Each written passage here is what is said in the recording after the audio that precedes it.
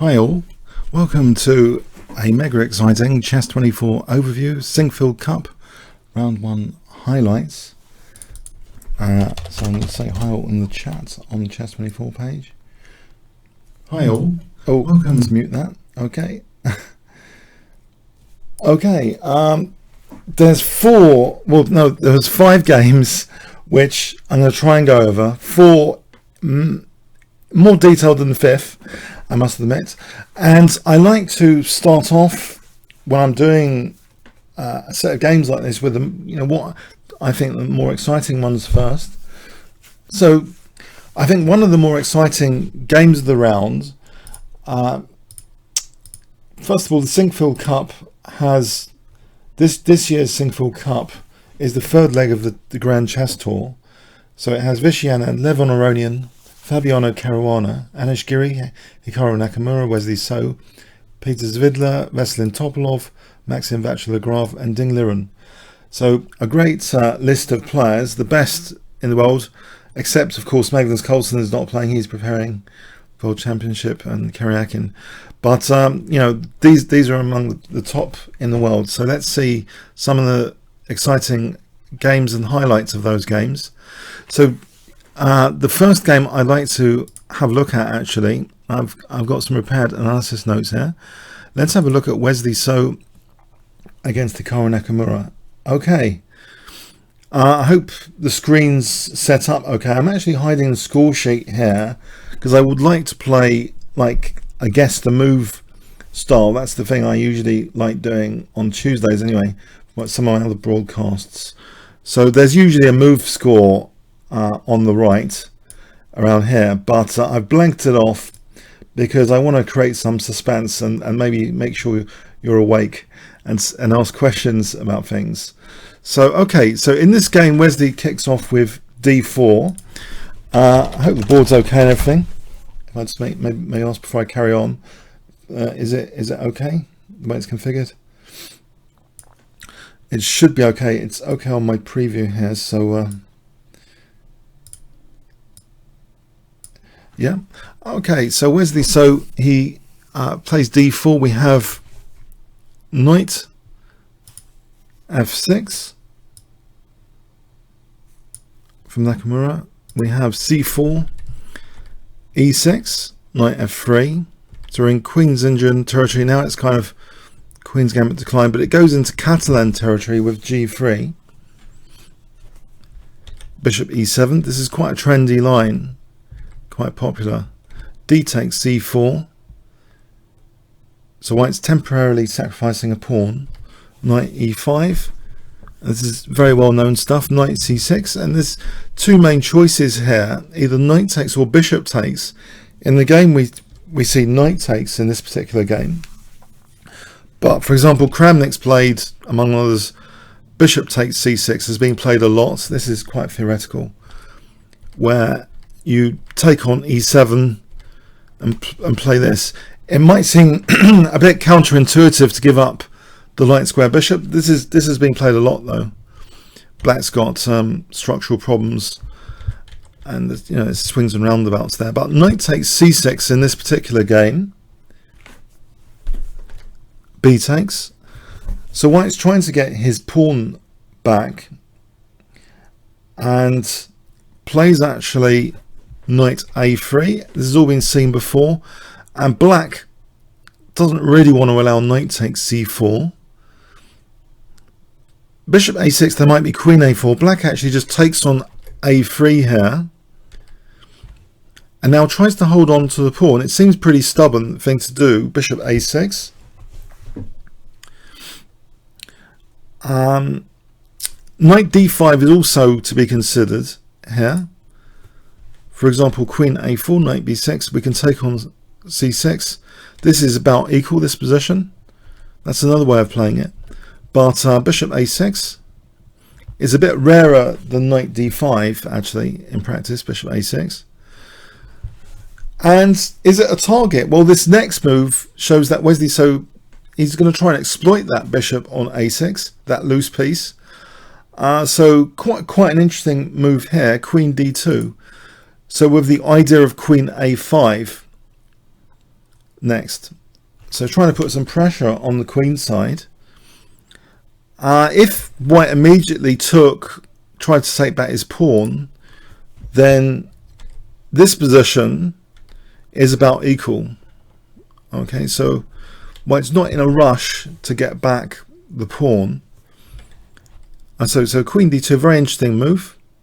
Rook b8, and now queen a5. That's protected.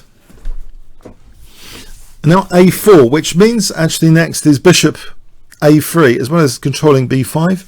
It introduces bishop a3 in this position. And this could be very nasty for that rook. If it went to e8, then bishop takes c6 with tempo. And actually, you know, it starts to get a bit dangerous for that rook. We have rook d8, though immediately putting pressure on d4. And this is a really dynamic play now from Wesley So. And we've seen this even in Wesley So's blitz when he beat Kasparov crushingly in one game. He's sacrificing yet another pawn, bishop a3. Extremely dynamic play with both bishops, you know, crossfire of the bishops here. Very, very interesting. Double pawn sack, basically. But now, you know, he has some very concrete threats after this next move, rook fb1.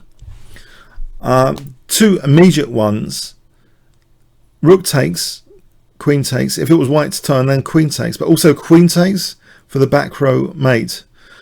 So black has to withstand both threats and plays actually rook b6 here. And this might seem odd, as though it's like giving up the exchange.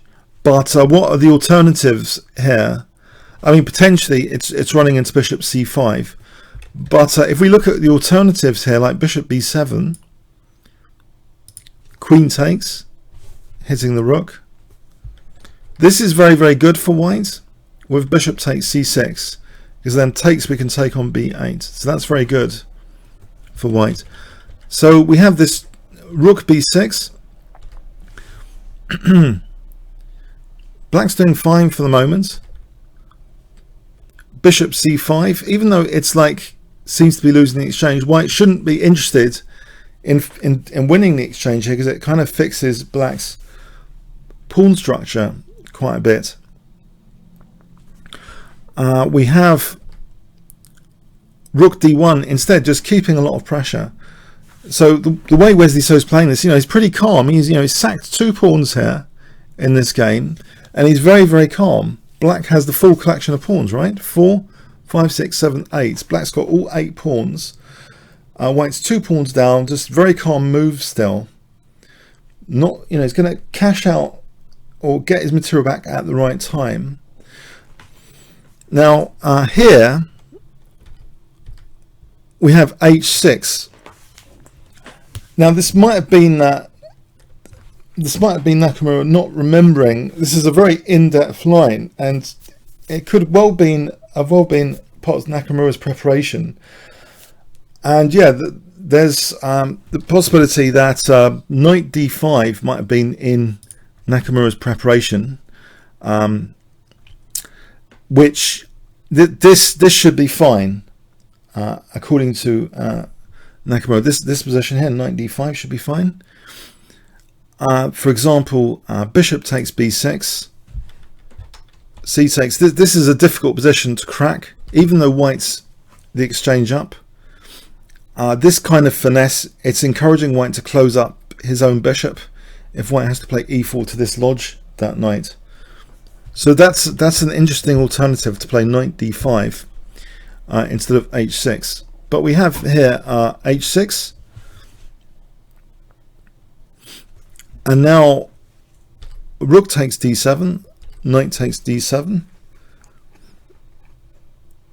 On queen takes d7 instead, then simply white's winning a piece with taking and then taking on a6. Okay, so pretty much forced knight takes d7. So white's winning the exchange now, cashing out a bit to get some material back. Queen d2, trying to keep authority on that d file. Oh, questions that Najdork, if white plays e4 after knight d5, I mean the idea is just to fix the pawn on e4 earlier. If you want to just, you know, knight d5, sorry, if we just go back to this position where h6 was played, on knight d5, I think one of the ideas, if you play e4, the knight can just return back actually and damage done, because you've committed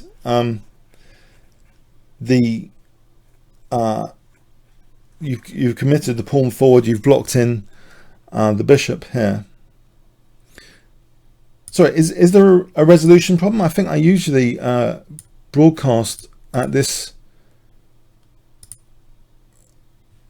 resolution actually. I hope the resolution's okay for the rest, well, for most of you, is it?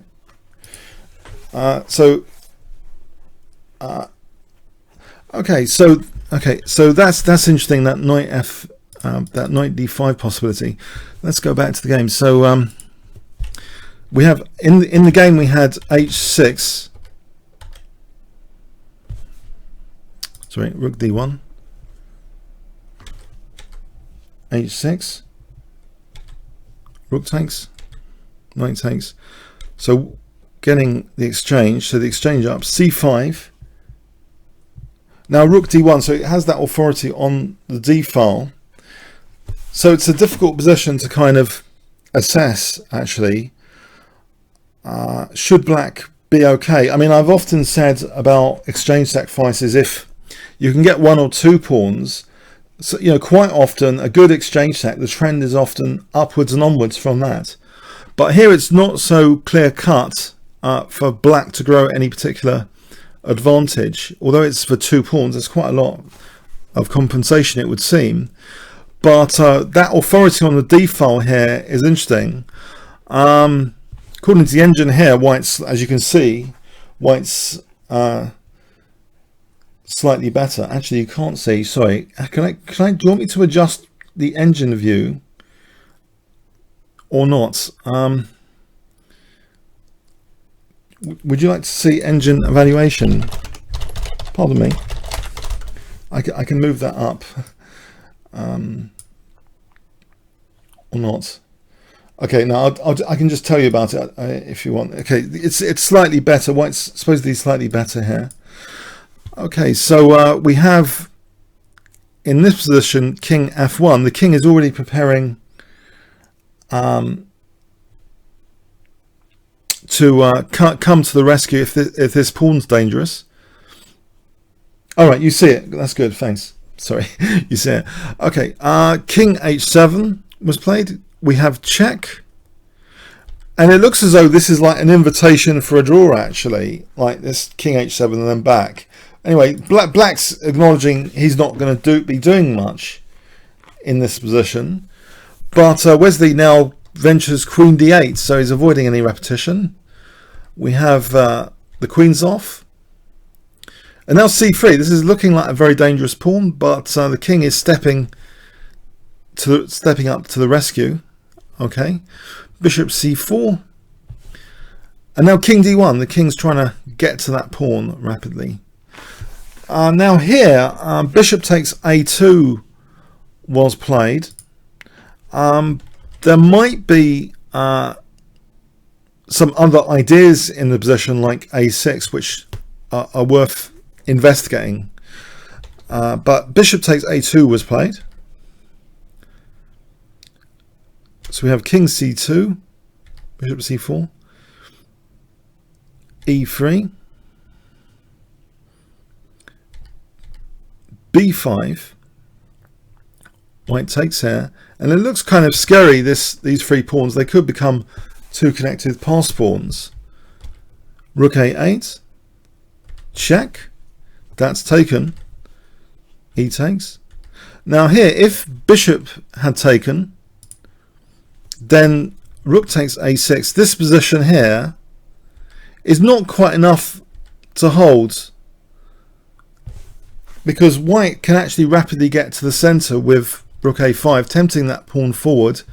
And unfortunately for black, this looks very advantageous if the king can reach e5. Very beautiful blockade square.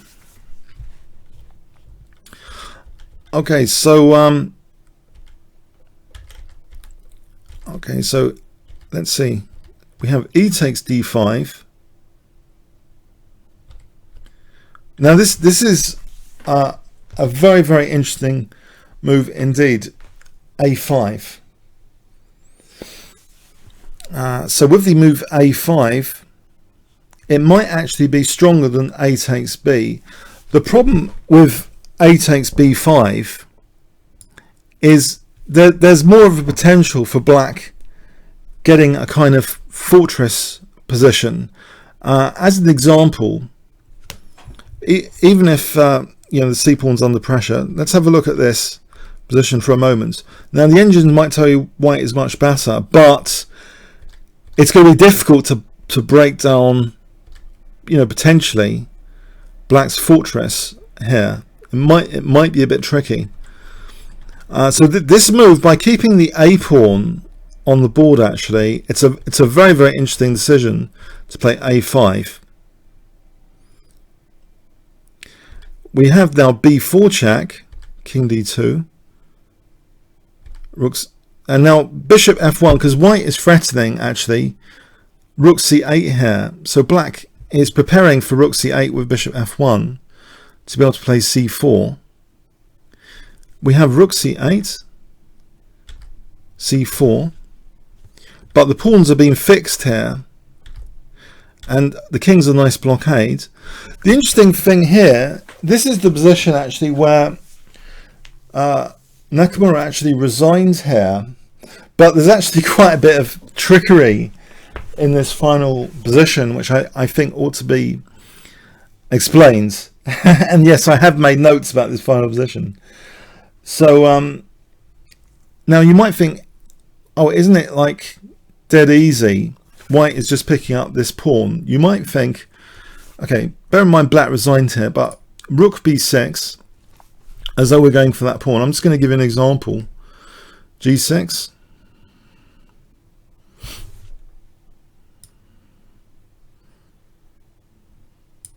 Actually, I'm going to show you the example the other way with rook a8. Say we're going for this pawn. Now say rook takes a6. Now here I'm going to see who's awake and ever. Okay, so this is past the final position in the game, but can you see what trick black to play? What trick has black got here? There's a resource for black in this position, which is very, very interesting. I'm not entirely sure if Nakamura would have bothered seeing all of this stuff, or maybe he did. I mean, but this might not be the ideal way for white to try and win the position. I just want to show you why. So black to play here. What can you play with black in this position? If I give you 20 seconds, I think there might be a 20-second delay. Yeah, there's a trick here, and it's fascinating actually, because if we go here, takes c3 check, then that wins the rook. But if actually we pursue rook b6, then there's an interesting line here. Takes.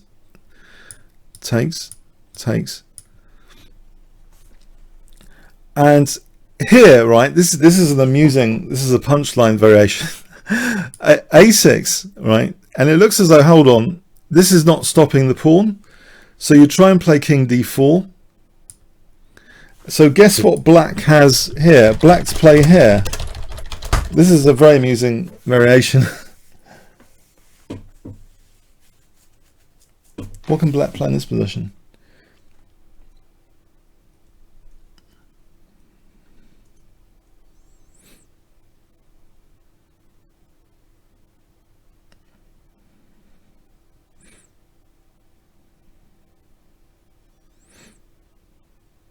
Yeah, c3. It's just amusing stuff, I thought, because then if king takes, we've got d4 check. This is actually this is actually tricky again, because if here, then we queen. I mean, black's going to be winning actually in this line. So I just wanted to show you there's some tricks there in this final position. But this is, so technically it looks as though going for the a pawn, but there's other ways of playing this. You don't have to go for the a pawn with rook a8. So like rook b6 can actually have the flexibility of going for the d pawn. So for example, we can do this basically as white, stop any tricks with bishop e4 technically, and we'll just go for the d pawn. So we can take the d pawn off, and then we can go for the a pawn after eventually, but we can make sure that bishop e4 is ruled out in advance. I mean, and basically, yeah, there shouldn't be any problems here. This will all fail now miserably, these tricks, because we can just do this with e4 control. I mean, this is the technical way to incisively win it without all these silly tricks. Just keeping control of e4. Then we're queening. Yeah, it's just some interesting stuff around the final position. You know, sometimes grandmasters, they do resign, and it needs kind of explaining some of the resources, or maybe they didn't see some of the complexity either. I don't know. But yeah, the rook ultimately will triumph over the bishop, but the pawns are pretty dangerous in this position. So I think, you know, there's some justice to seeing the resources there available for black. So I think this game actually represents the first ever win of Wesley So against Hikaru Nakamura in the classical time controls. They've had, I mean, decisive results each on other controls, but I think, let me do a quick check. I think their results, actually, I've got here 2-1 with 7 draws. That can't be right. Oh, okay, maybe that's not quite correct. But no, 2-1. Sorry, it's 2-1 now after this game in classical time controls to Nakamura, and they've had 7 draws. But that's in the classical. Okay, so that was an interesting game. I hope you found that a little bit interesting. Before we go on to another game. So I mean, nutshell lessons for club players from this game. Catalan territory is very rich, fertile territory, less theoretically trodden, but nevertheless there are a lot of variations emerging which are becoming trendy. The exchange sack seems quite promising, and it's not totally easy with this particular game to pinpoint any major errors, but it seems as though Nakamura himself mentioned that instead of h6 knight d5 was actually his remembered he had actually prepared this stuff and he forgot his own preparation. Maybe it's becoming so deep that risk of forgetting your own preparation is increasing. Okay, let's go on to so a very interesting game.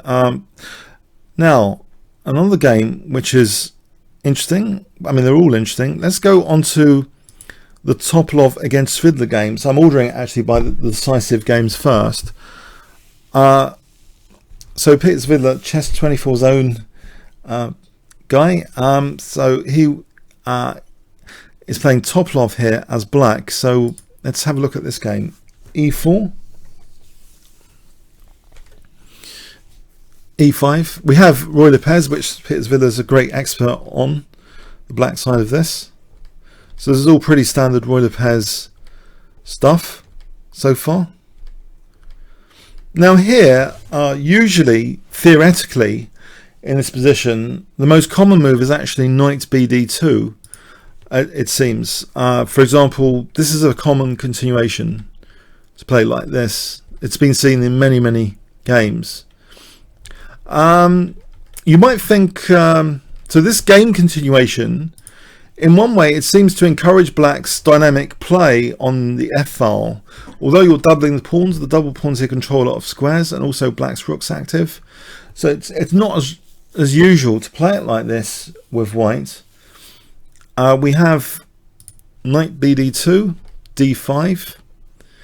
There's an underlying issue though. Sometimes this e6 pawn might be a problem in the future.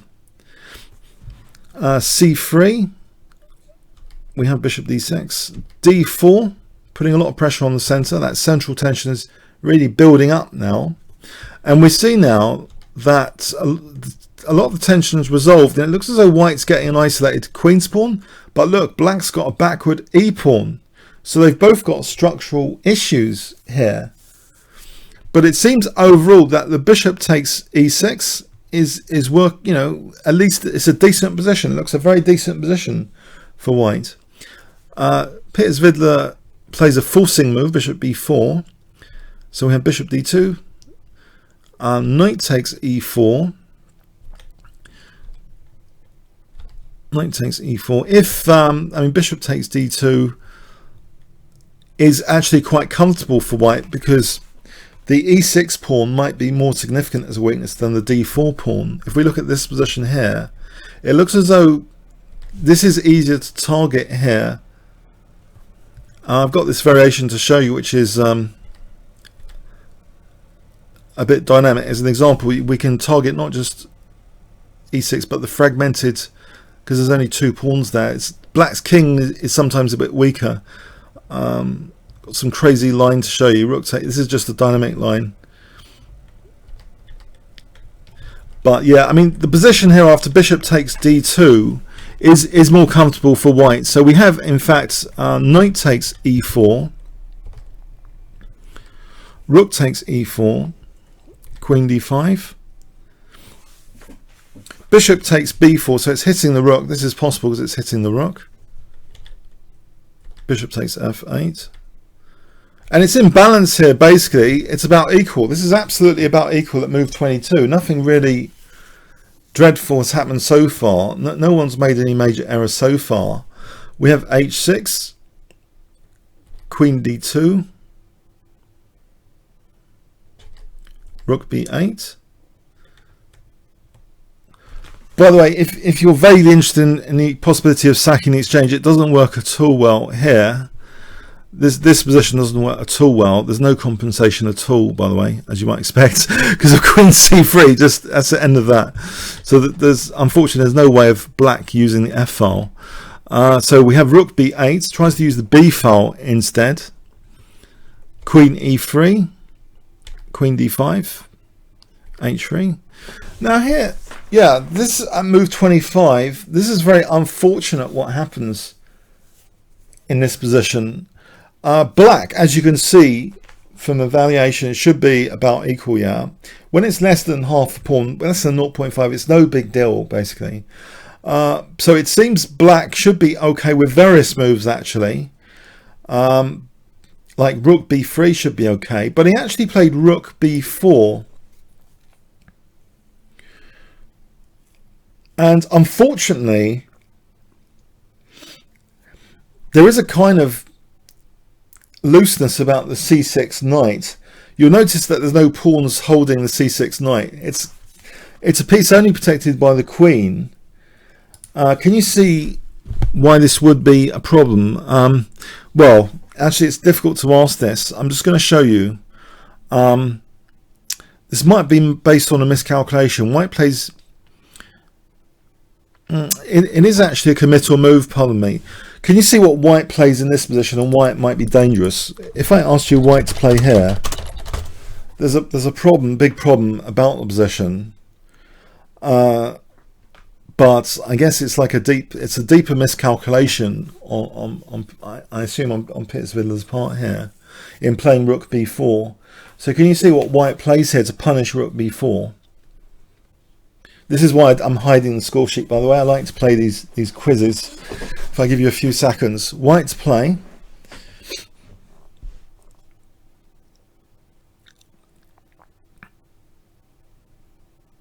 Yeah. Now, it's not as obviously winning as you might think. Okay. Any more takers? Any more takers? Now, I'm hoping you don't see it's obviously winning. Well, so I'll give you 100 points for that, but 200 points, no, 500 points if you see the deeper continuation here. The deeper continuation is that black perhaps was relying on a cheeky resource, knight takes d4. Yeah, knight takes d4. So now that if knight takes d4, black will be doing great, yeah? And the point is, if queen takes, this is the game continuation, knight e2 check is picking up the rook. There's a sting, a bit of a sting in the tail, to be honest, though, which was missed here, because here after king h1, in fact, the game ended here. There's a very bad sting in the tail. I think it was Fisher's Memorable Games book had something about sting at the end of the tail. So the tail end of this little combination by black for rook b4 is faltering. Can you see why after knight takes c1, why there's a big problem for black in this position? Oh, I think I need to hide the engine view. Don't look at the engine view. What's the problem for black in this position? Yeah.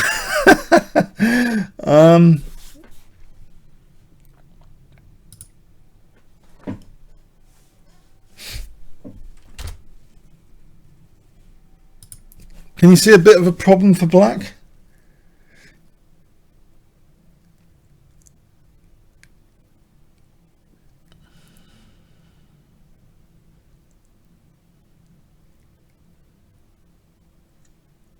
Okay,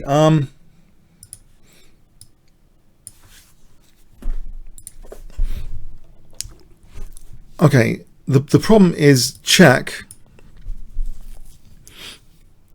and this knight's a loose piece, and it doesn't matter if the king goes to f7 or h7.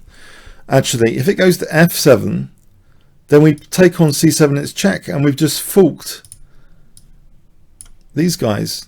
Yeah, I'm going to use arrows. And if we go to h7, then queen b1 check. Yeah, and unfortunately, yeah, danger. We're kind of forking again. So this knight is just a terrible loose piece as part of this combination by black.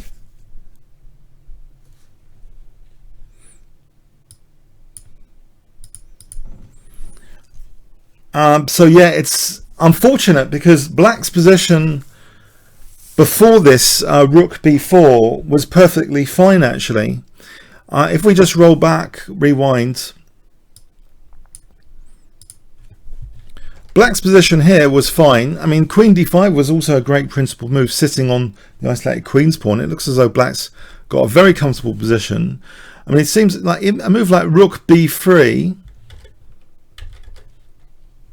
is a forcing move as well, reducing white's possibilities. And then we can just go comfortably for that a pawn and swap it for the c pawn. If we have a position like this, that kind of exchange of prisoners, this position here is, as you can see, it's heading for equality. You know, black's got sufficient play. It's heading for equality.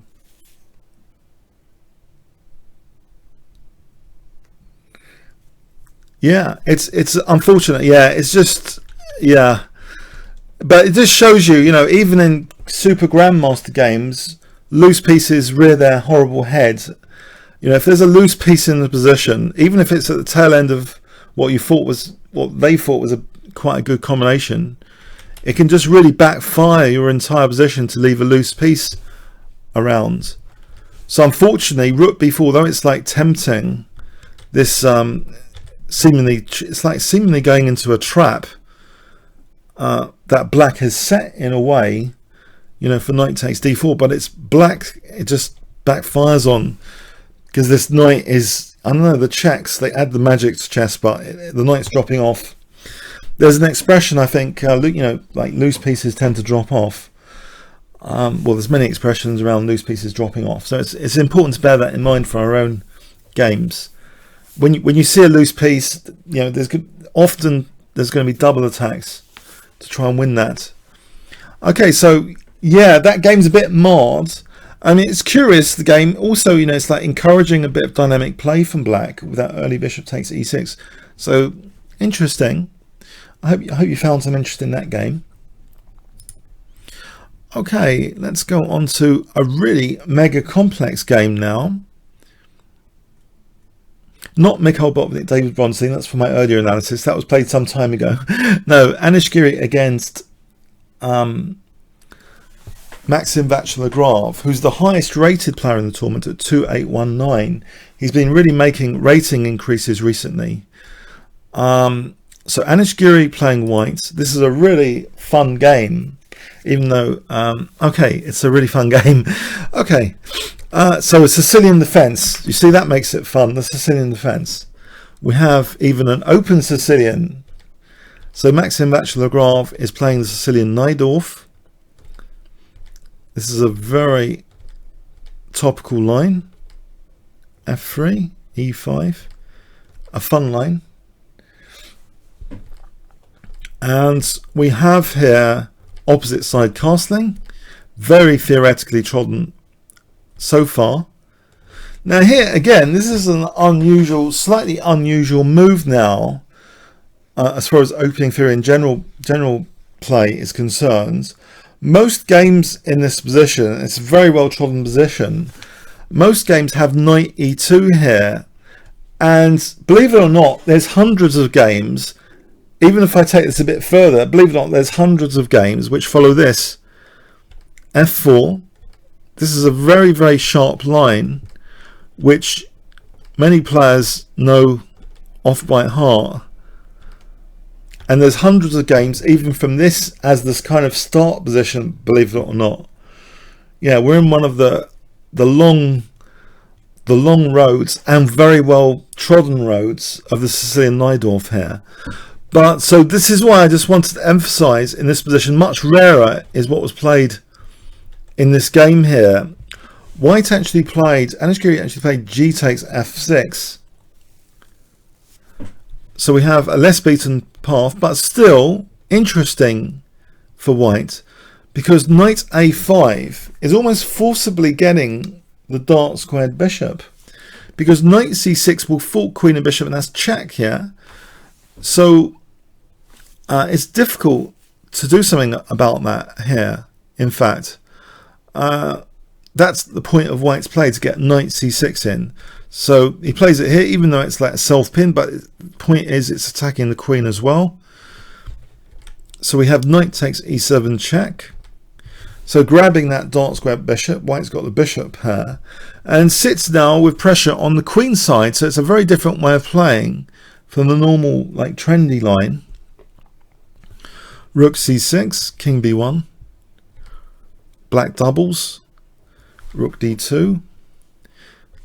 Now Maxim Vaclav knows the play on the king side as well. Knight h5, trying to entrench his knight on f4.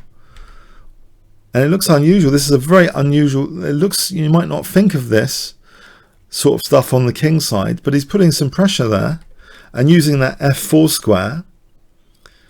Bishop d1.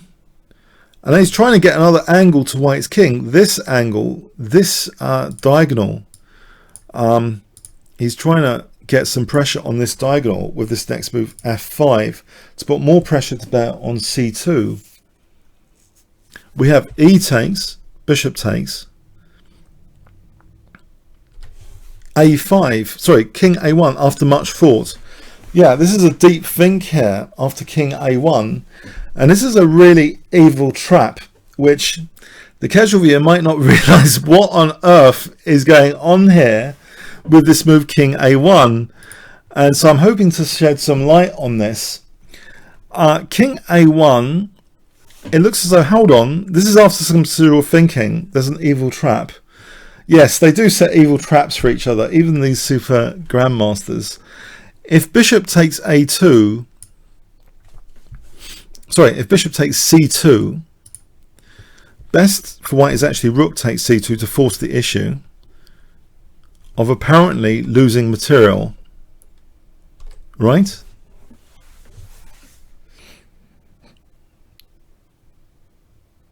So losing a pawn, but guess what white has here, which is absolutely bone crushing. White's play, it's an absolute murder. White's playing crush. White's playing king's crush, and white's playing crush. I'll give you 20 seconds here. What would you play in this position?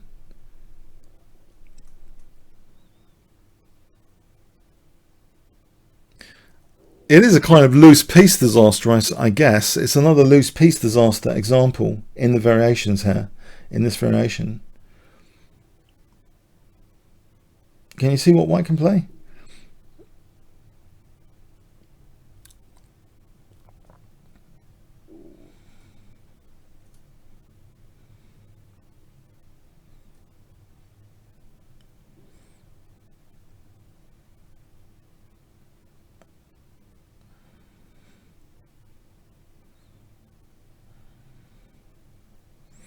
This is a real killer move, Queen A4, yeah, Queen A4. It's a double attack, threatening mate, yeah, and the rook, yeah. Okay, so if the rook retreats, then that's still a loose piece. So we have here, we have Queen D7, double attack now on here and here, and that's just winning. That's just totally winning. So that's absolutely brutal, yeah. The rook's been protected by the bishop. There's no defense here, so it's a brutal trap. But black sidesteps that with d5. This gives white a chance, though, now that that pawn is no longer pinned, to move to c3, holding things together, keeping black centre in check. And also now d5 is actually vulnerable to bishop takes and taking on d5. So it's almost as if black's centre is about to collapse. Rook g6, rook takes g6, and lo and behold, bishop takes f4 to win d5. And white is better. White's doing very well now because the centre is collapsing. Queen takes d5 check. Bishop b3. So white is better. But the tactics here are amazing now. I mean, seriously amazing in this position. Although white's much better, white's got to be extremely careful, it seems. Anish Giri, after much consideration, played king a2, which turns out to be a kind of mistake in inverted commas. It's a tricky position. One of the points to note here, if queen b5, hitting the rook,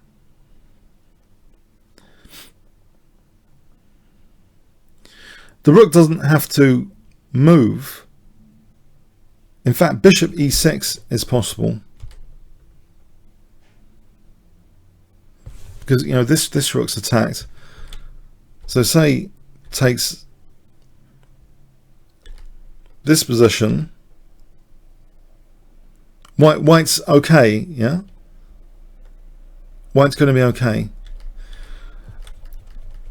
But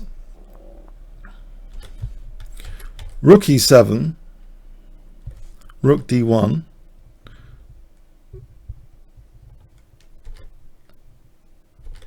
queen takes f3. Now this was actually considered, this line was considered, that's why I'm showing you it. So queen b8, so this was actually considered, believe it or not, by Anish Giri. Because what he's trying to do here, I mean, in his mind's eye, was trying to mate the black king, you know, with rook d8 and rook h8, and also queen g8, queen h8, rook g8. Okay, so there's mating threats against the black king in this position. Yeah, because if the king's like driven over here, yeah, then we have a lot of checks. I've got to show you this. I've just got to show you this line. This is a shock horror to it because it looks as though also this is mating with rook h8. Check. Bishop d1.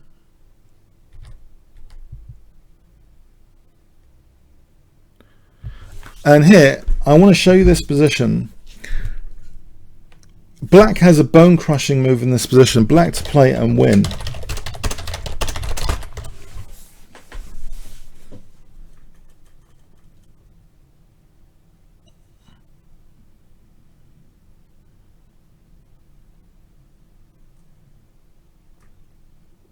Can you see?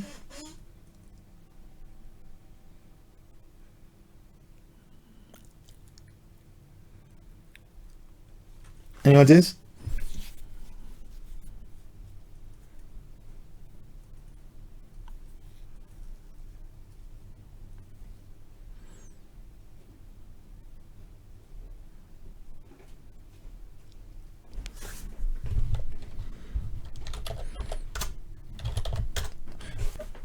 Rook e8. In this position, okay, Rook e8 is just crushing, yeah, because this. Look at the bishop and queen coordinating this line. Yeah, but here let's just go back. So this is really quite a tricky position to analyze, yeah, which is why probably king a2 was played. It's very, very tricky. And yeah, for rook e7, this makes it really tricky, as though black's kind of neglecting his first rank, and even if white sacks that pawn, it's just not easy.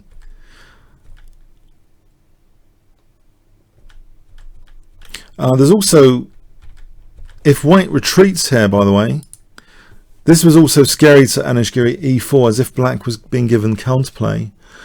Although the engine's kind of like white because of rook d4. Rook d4 here is strong, but perhaps there was, you know, fear about rook e4, rook a4 stuff. So this was kind of rejected, perhaps.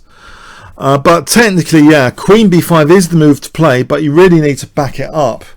So it looks like a bit of casual, in a way. I mean, no, I wouldn't say casual prophylaxis. Just looking at these lines and being a bit scared about black's counterplay to play a move which normally, you know, you're trying to tuck the king away a bit.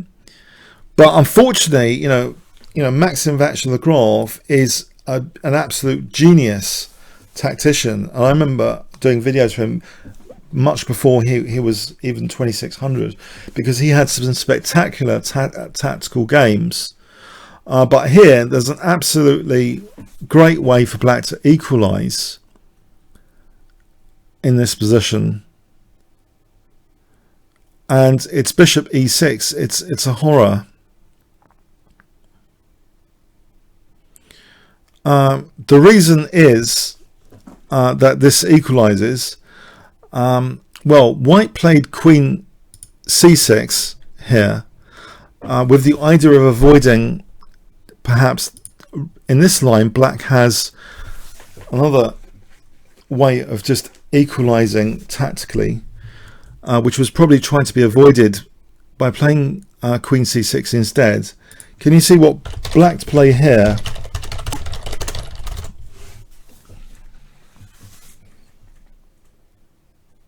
So I questioned bishop e6 instead of rook e8. Okay, I'll get back to that in a minute. But black's playing this position.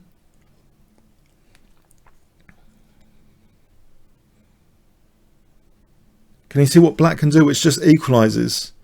And this was seen by Anishgiri, actually.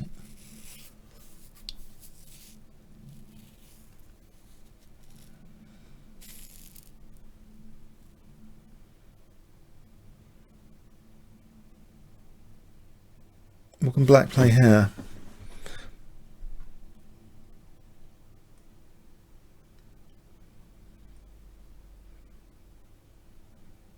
Any ideas?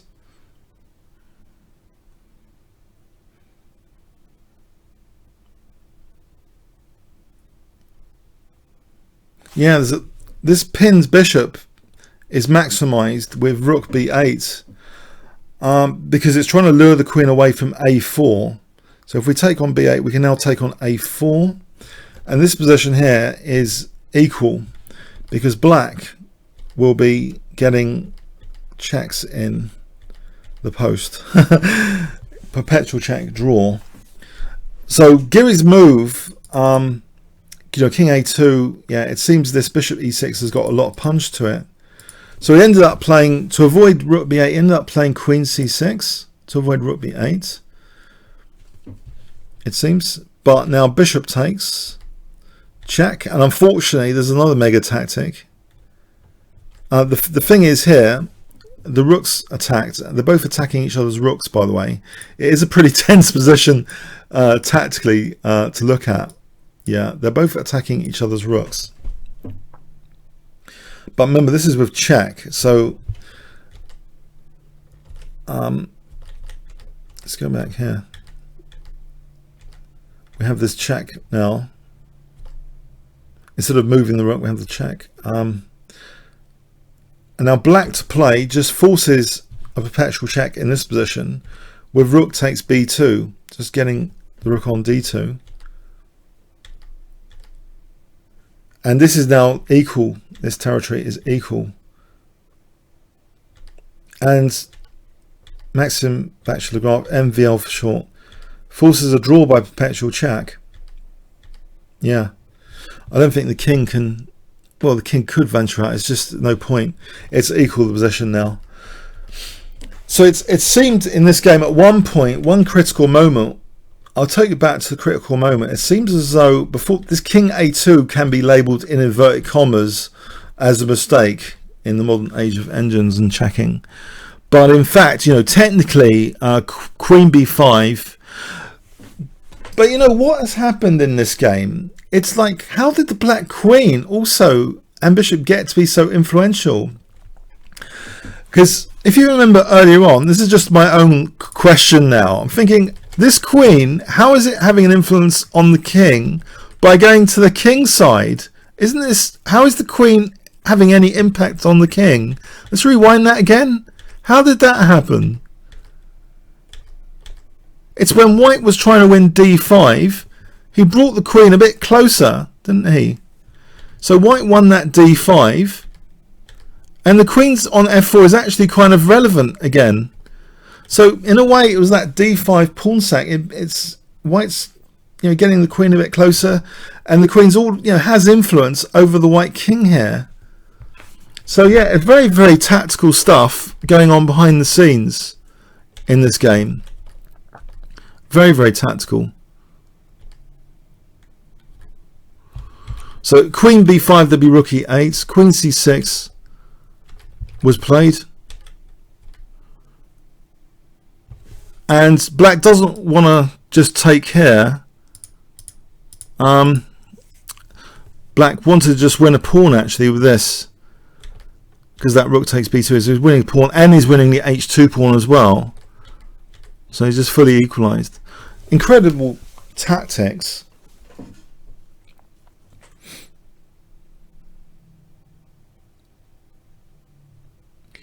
Now Gary is not the draw master, and he's getting a bit pissed off with everyone, saying he's a draw master. Now, I have never made any jokes about Giri on Reddit at all about drawing, okay? I just want to it was someone who happened to be called Kingscrusher YouTube on Reddit. Nothing to do with me, right? Now, no one should make any jokes about Giri drawing. No. There's a lot to be worried about. As you saw, there was a lot to be worried about behind the scenes. At the point King A2 was played, there was a lot to be concerned about, as I've just demonstrated. Yeah? Okay, so let's go on to another game. Let's go. But it was very exciting, I thought. Okay. Now, the next most exciting game, which I've got great notes for, well, relatively great notes for, is Vishy Anand against Caruana. Yeah, so Vishy Anand playing white e4. We have a French defense, and this apparently took Vishy by surprise, as Caruana he didn't think Caruana plays the French defense that much. We have actually the winner variation, Vinois. And obviously the main move is e5 here, by far. That's the pretty standard move. Actually, you know, the second most popular move is e takes d5. And Vishy was concerned that, you know, A, he was surprised about the French defence, and B, and this is more surprising, that Vichy said about correspondence game research, and I'm wondering if he's talking about actual correspondence chess. There's been some lines in correspondence chess for the winner. So anyway, whatever, but he played this to be on less sharp territory. So E takes D5. Looks a little bit of a chicken move. I guess we can describe it as a bit of a chicken move rather than E5 in simple terms. But yeah, he wanted to avoid any sharp preparation. Okay, so we have E takes D5, Bishop D3. It's not as boring as an exchange French, although initially you might think this is as boring as an exchange French. No, we'll have some swings and roundabouts soon to play with. Okay, both sides castle, C6, Bishop G5, H6, yes, exciting position, F3,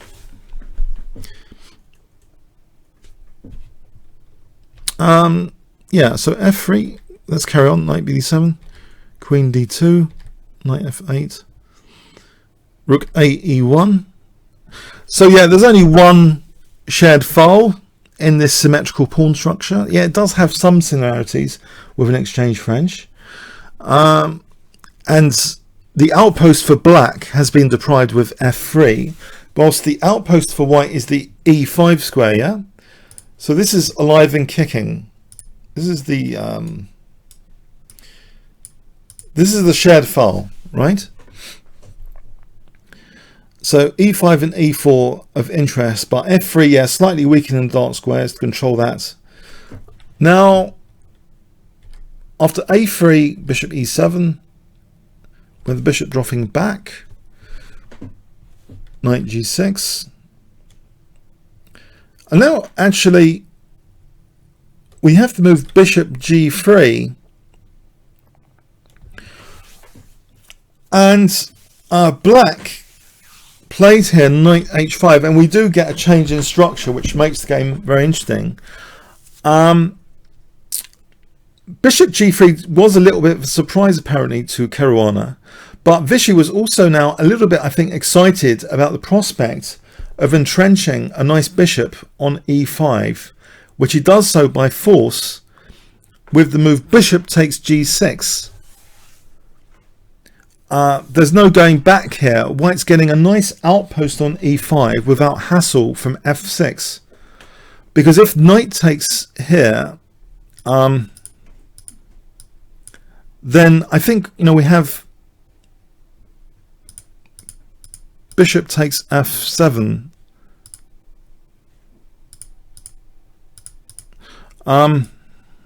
Okay, let's go back there. Pardon me. We have Bishop F7. So anyway, F takes G. We get, by force, a great outpost on E5. So it's not going to be challenged with F6 anytime soon. So is this bishop a great piece, or is it somehow dislocated from White's position? We have Bishop H4. Rook D1 was played here. Interestingly, Vichy was considering also the far more sophisticated Rook D1 in this position. Rook B1 for some time. It has some perks to it. It doesn't use up that D1 square, so the queen can sometimes usefully retreat to D1 after Rook B1. And it would have also supported sometimes B4, maybe even B5. So it's interesting to consider that here, Rook B1. But here Rook D1 was played. And we have Bishop G5. And one downside, I mean, already you can see from the use of D1, is that if White doesn't play F4 now, if White plays Queen D3, you see that D1 square, it's being used up here. What can Black play in this position, which is embarrassing? Black to play here. What would you play in this position with Black? If I give you a few seconds.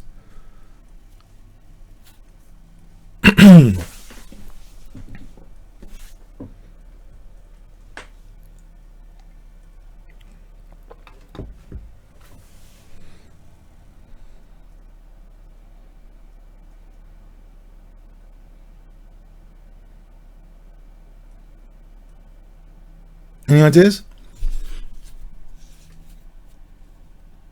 Yeah, just bishop f5. It just traps the queen. Bishop f5, queen's trapped. Yeah, so that's why I think, you know, rook b1 would have been interesting not to use up the d1 square. But anyway, f4 is now okay. It's not too bad for white, even if white's forced, because that bishop is pretty menacing, an overlord of the position, looking in both directions, central, overarching. Okay, so bishop e6, and I think Caruana was a bit nervous at this point. Things like even g4, he was not that convinced by his play. I think he was concerned here. We have king h2, knight f6, knight c1, and now white is pursuing a grip on dart squares.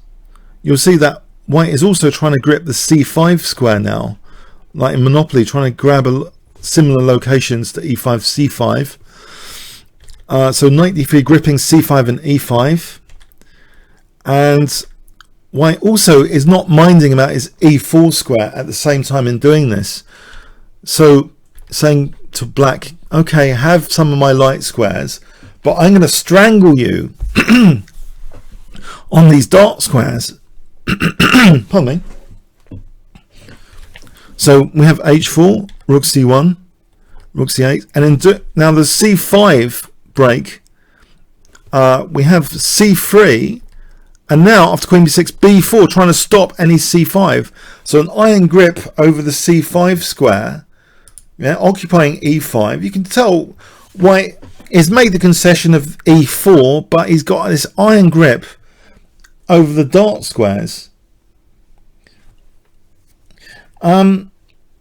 So, but what about his light squares? Isn't it cost anything? We have a strange looking move in a way, bishop f6, because is black really threatening to actually take this? Isn't that going to be in white's favour? White plays knight c5, knight takes,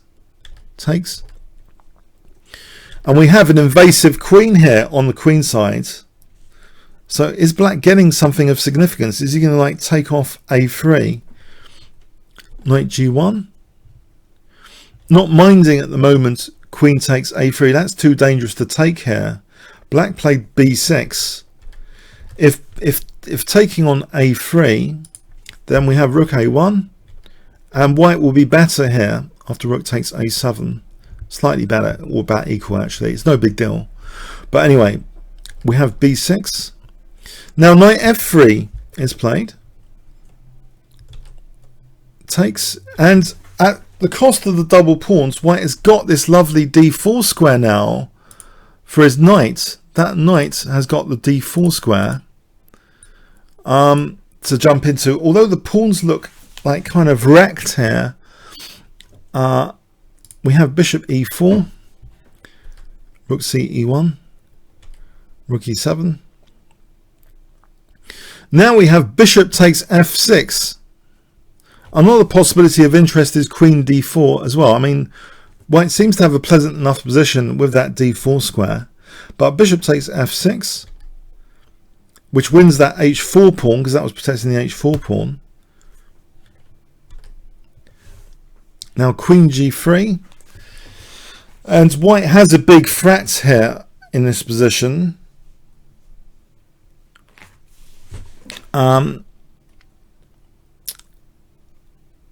Which is, well, the immediate one is knight takes g6, but there's also rook takes e4 for queen g6. So black tries to address both with rook g7. That's one of the better moves here, one of the best moves. And now, yeah, just protecting this pawn. He doesn't want to let this pawn go in a hurry in this position. So rook a1. And it looks like a bit frightening, because in a way we've got a lot of black pieces kind of converging on g2 here. And so black's move, if you look at this, seems quite logical to blast away to g2 with the move g5. But Vishy just takes that. Remember, the knight's holding g2 though, yeah? So it's not immediately fatal. he took with the rook. If black takes with the pawn, here actually there's a very, very nice idea for white to stay in the game. It's quite a deep idea, but it's the only idea to stay in the game. White to play here. What would you play in this position? If I give you a few seconds to look at this.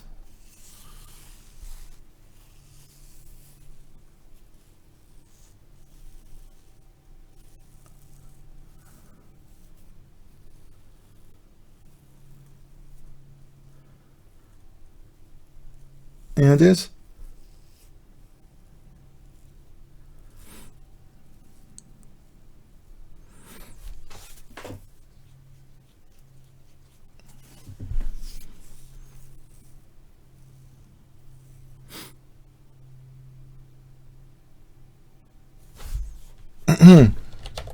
Any? Okay, here, okay, white can stay in the game with knight takes knight f5. So we have a line like this where white should be okay by perpetual check. Even if he loses that rook, he's going to get a perpetual check. The king is too exposed. I mean, this is an important variation, because if knight f3 here, then black's just going to be better.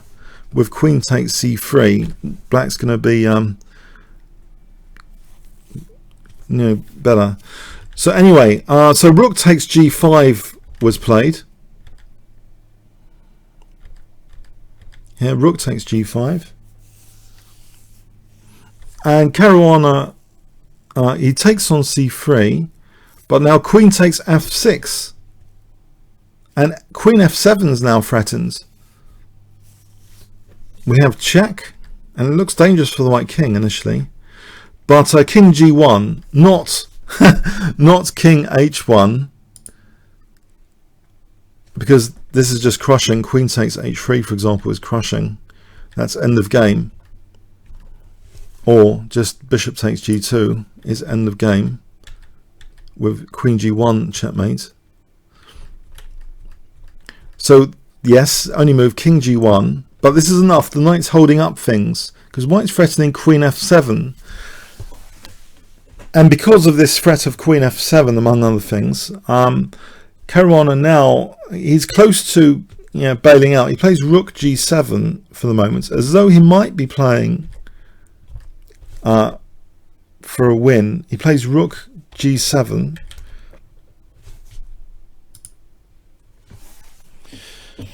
But now, after this pin is introduced on that bishop, black, sorry, no, he doesn't play, does he play? He plays king g1. No.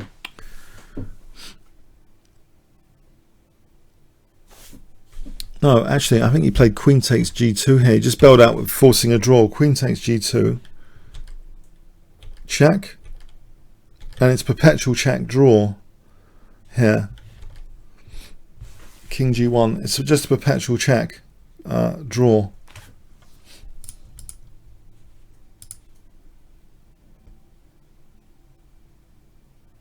Let me just 100% check that. Rook g7 wasn't played, but we can have a quick look at rook g7.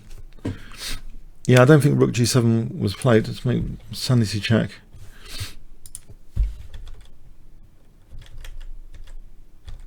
Yeah, queen takes g2 was played immediately, but let's have a quick look at that position. If black tried to play on here with, after king g1, if black played rook g7, pardon me, let's get this, rook g7 line. So that defends f7. Let's go into this line. This is still equal. This kind of thing can be equal.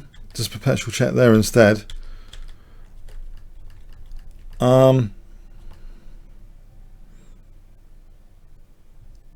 Yeah, so I don't think rook g7 is about equal as well.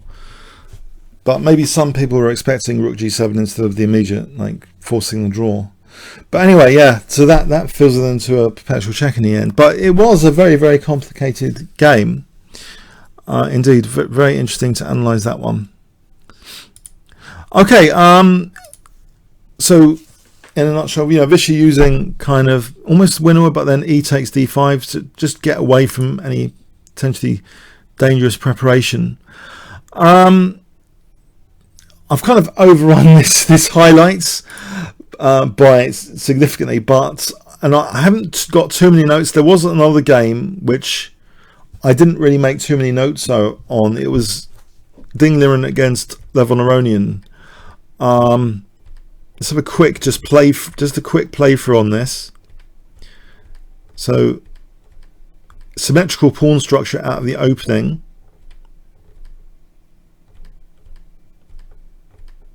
And yeah, it wasn't like mega exciting, I would say, so far, because the symmetrical pawn structure kind of stabilizes the position significantly, and in fact a lot of pieces just came off soon, even more. It wasn't the most exciting game of the round in my view, and we have now, after knight takes, this perpetual check coming up. Queen takes e4 with an idea of queen a8 and queen h1. So hitting the knight. Yeah, my highlights show has run more than double time, by the way, because I just liked analysing these games. I hope you don't mind. So yeah, but here we just get a quick perpetual check. It was actually, to my horror, I realised I hadn't analysed this game, but then I realised it was kind of a quickish draw, so I didn't feel that guilty, but it was too late anyway. So anyway, I hope you got a good overview of at least 4 of the key games of the round, which I think the juicy ones came first, I hope, and you got something out of this. Okay, comments, questions, likes, all appreciated on my YouTube channel, where I'll be putting this video, as well as to Chess24, YouTube channel. So it's all appreciated. I hope you got something out of this and you thought, some decent analysis here. Okay, so thanks for coming. Okay. And I'm having, by the way, a banter blitz. So that should be a lot of fun tomorrow at 12, the same time actually as this one, 12:30 p.m. tomorrow. So that's during the day, 12:30 p.m. Same time as this one tomorrow. So if you want to come and try and crush me in the Kingscrusher, that's tomorrow. Okay, hope you got something from it. See you later. Thanks for coming.